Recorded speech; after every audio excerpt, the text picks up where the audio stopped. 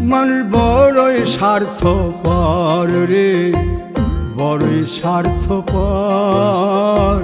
বুকের মাঝে জায়গা দিলে যতন কইরা ভাঙ্গে রে অন্তর।